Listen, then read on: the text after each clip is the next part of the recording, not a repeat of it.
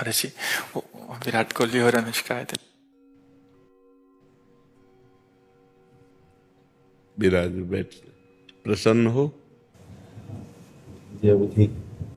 हाँ, नहीं, ठीक ही रहना चाहिए बाबा, क्या नाम जब से हो जाएगा? पूरा। ये हम अपने जीवन का अनुभव बताते हैं। सांख्य योग और अष्टांग योग और कर्म योग और भक्ति योग, चारों योगों में प्रवेश रहा है। पहले हम सन्यासी रहे हैं 20 वर्ष सन्यासी रहे काशी विश्वनाथ जी।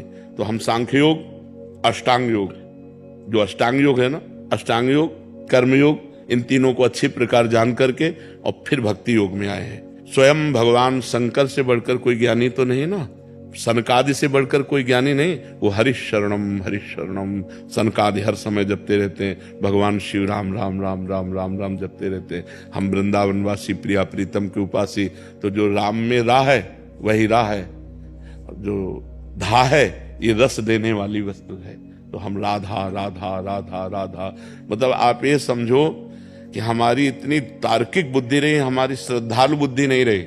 सन्यासी की जो बुद्धि होती है वो तर्क प्रधान होती, कसौटी पर कसने पर। तो हम केवल भावुकता में राधा राधा का प्रचार नहीं कह रहे कि हमने सुना और ऐसे ग्रंथों में पढ़ा और ऐसे कह रहे, स्वयं स्वाद लेके कह रहे और विश्वास के साथ कह रहे कि यदि आप राधा राधा जपते हो तो इसी जन्म में भगवत प्राप्ति हो जाएगी, इसी जन्म में।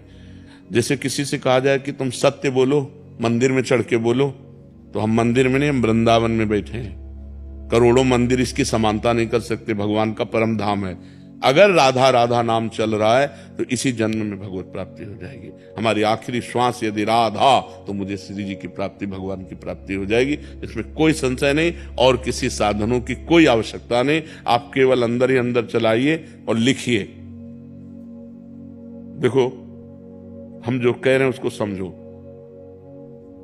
बहुत अधिक नाम जपने की हमें चेष्टा नहीं करनी, कम संख्या हो लेकिन मन लगा करके हो। जैसे हम, अब देखो, आप लिखो राधा अपने दिमाग